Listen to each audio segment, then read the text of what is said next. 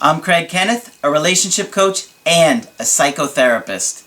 Every relationship is different, and every breakup is different. Work with me, and you'll get professional help on your situation. Just click on the link in the description below, or go to my website, askcraig.net.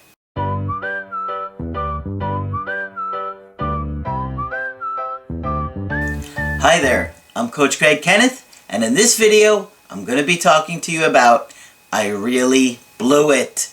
So, when you guys are going through a breakup, I know how difficult it is to not sit there and be consumed with blaming yourself on the relationship ending.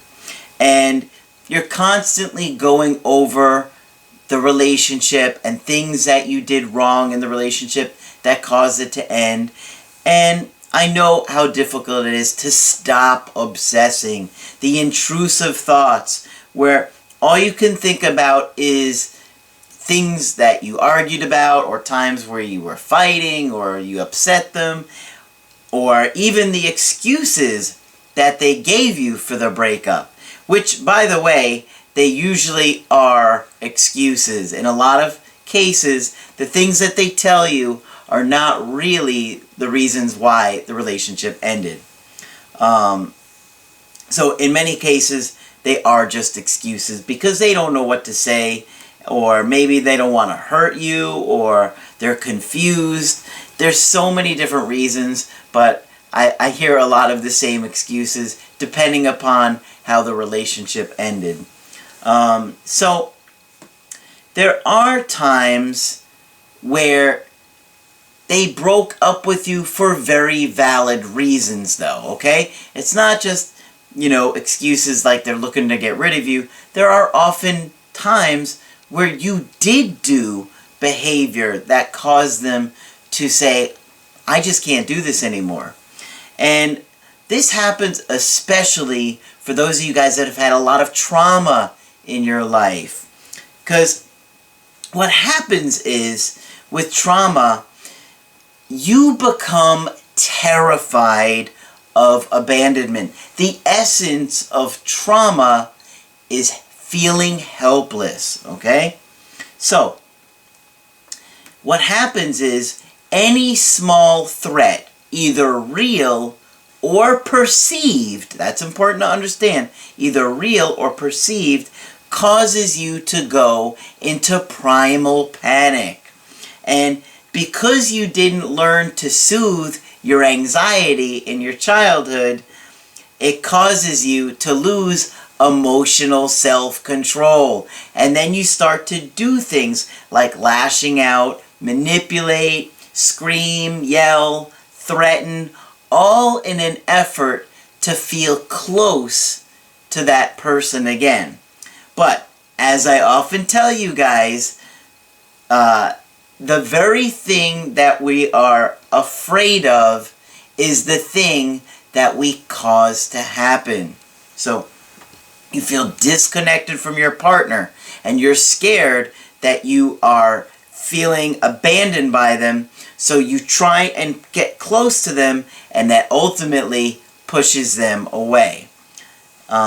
So, I think I talked about that a lot in my video, Focus on What You Want. Go back and watch that video, it's a good one. So, for today's video, I have an email from a 40-year-old woman who was dating a guy around the same age, and they dated for about a year. Okay? So, she was telling me a little bit about their background, and she said he hates his dad. When he was young, he moved in with his dad and his stepmom. He said that his stepmom treated him terribly, and his dad never did anything to stand up for him. He thinks his dad is whipped and doesn't care if he dies. Woof, that's harsh. Even though his dad loves him, tries to reach out, he can't get over what he says is the trauma about and will not talk to him. His mother, he had a good relationship with, but she has Alzheimer's and is in a home. Now, he goes to see her often. That's terrible. It's a shame. I really do hope they come up with a cure for Alzheimer's soon. I guess they found some really good, they've had some really good research in the past couple of years with laboratory mice and Alzheimer's, so that's good. I can't remember, was it some kind of waves? They used these like waves on the mice, and it was breaking down the plaque or whatever that forms in your brain, which causes Alzheimer's. So she said for the breakup, his reason were that he didn't think we should be together. He said with what's going on, and he was recently diagnosed with ALS, which is obviously a very serious disease. It's Lou Gehrig's disease, if you're not sure about it. But that he can't have any stress, and that I basically cause him stress all the time, and that is a major component. So sure, if your body's under stress, it's not going to be able to handle, it's going to affect your immune system, it's going to affect everything.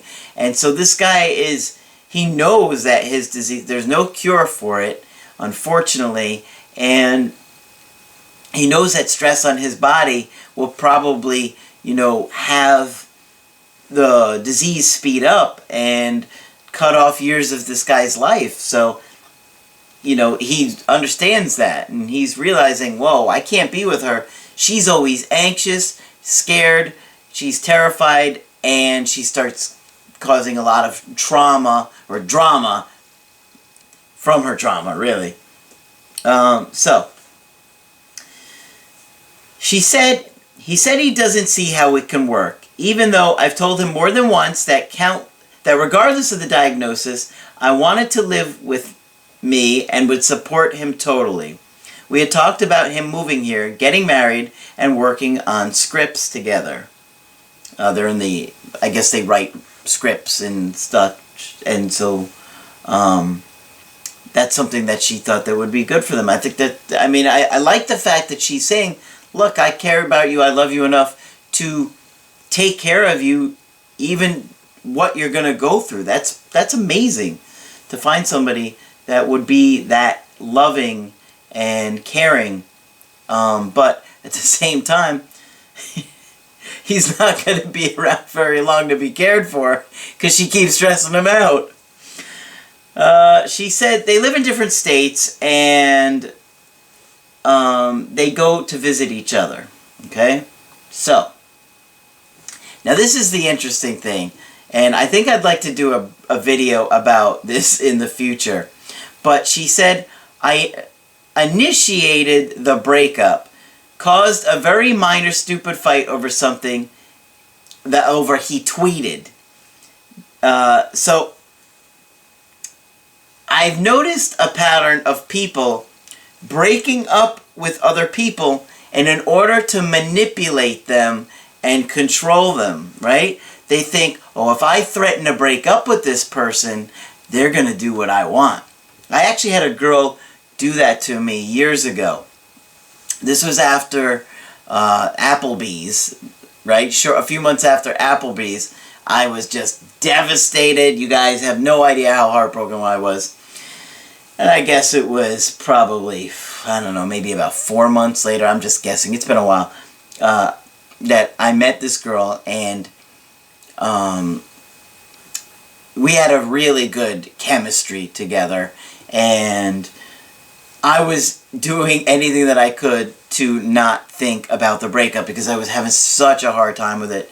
I was going to see Margaret at least once a week at this point, maybe even twice, and I started dating this girl, and she had tremendous amounts of trauma.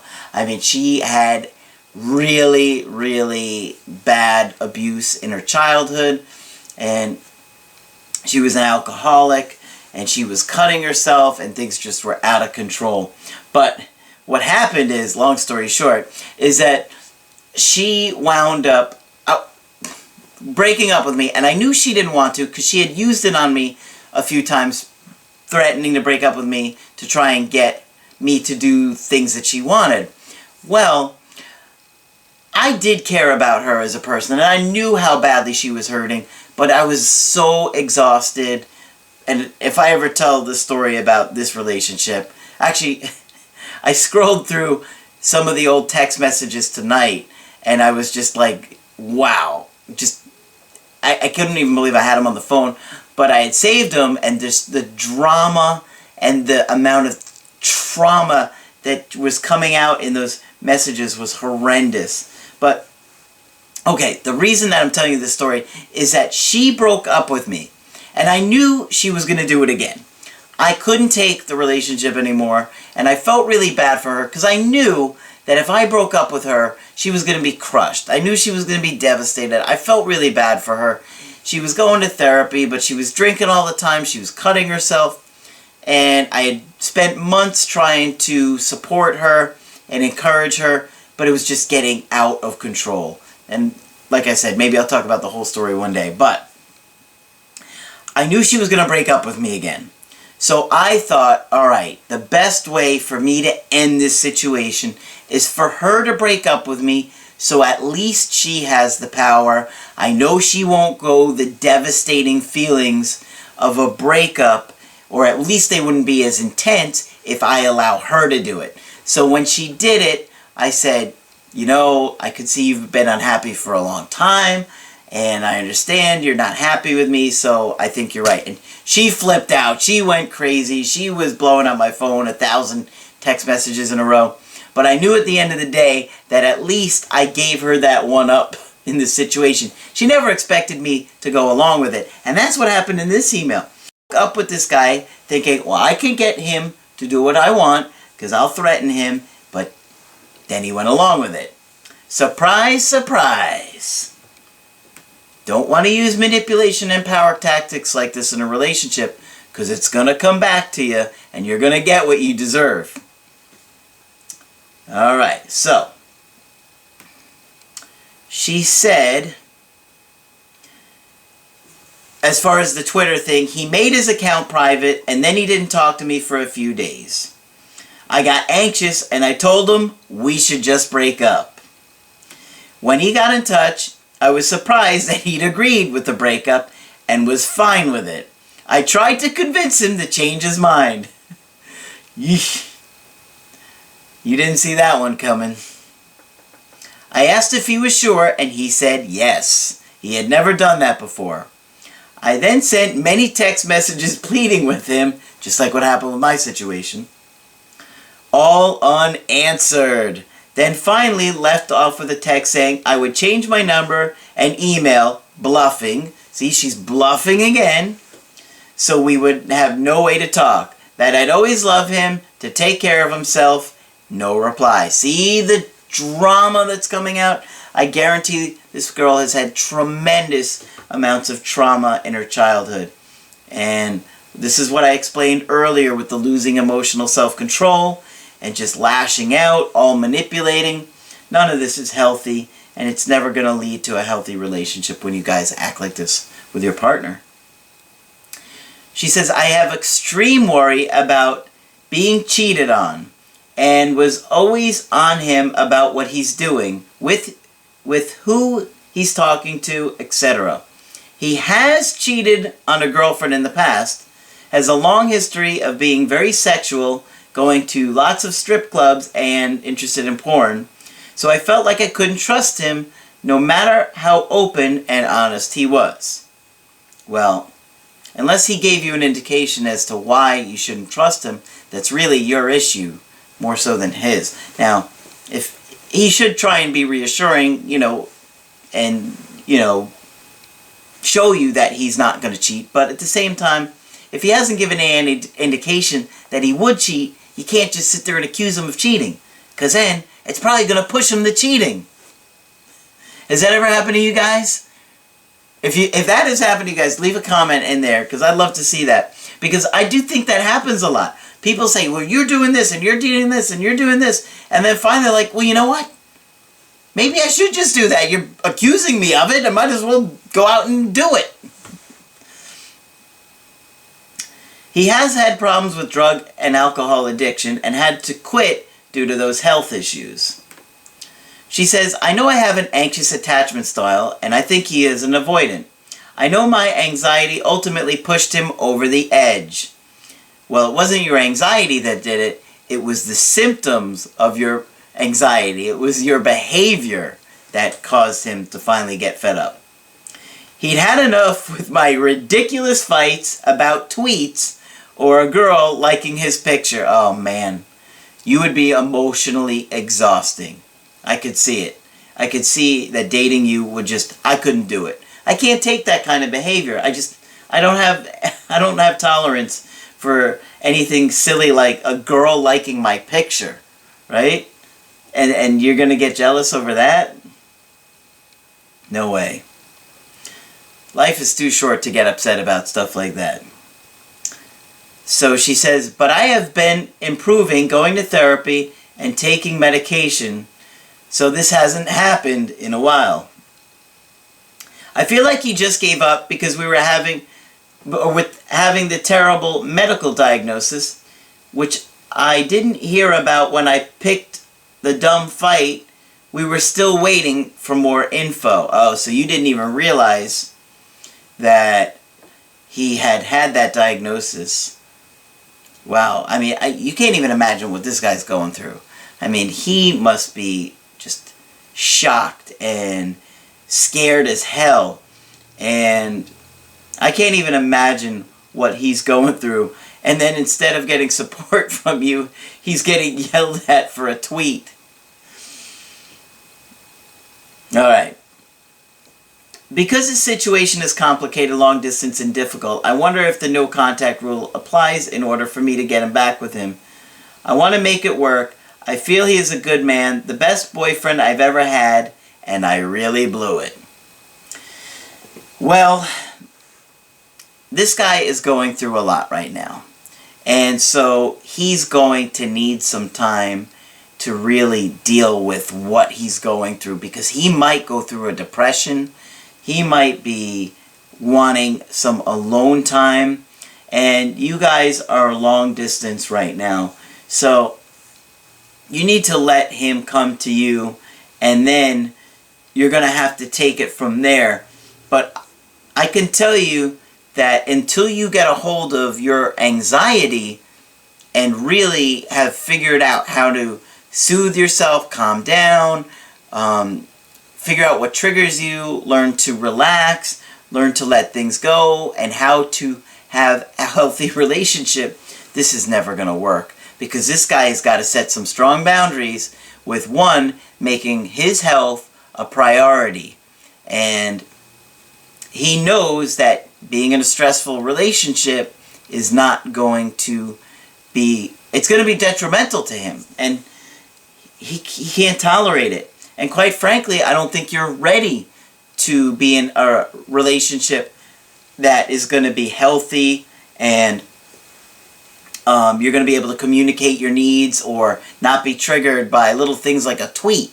I mean, maybe you won't get that triggered now that you're starting to see things, but ultimately it's going to take you some time and effort before you're ready to have a healthy relationship with this guy.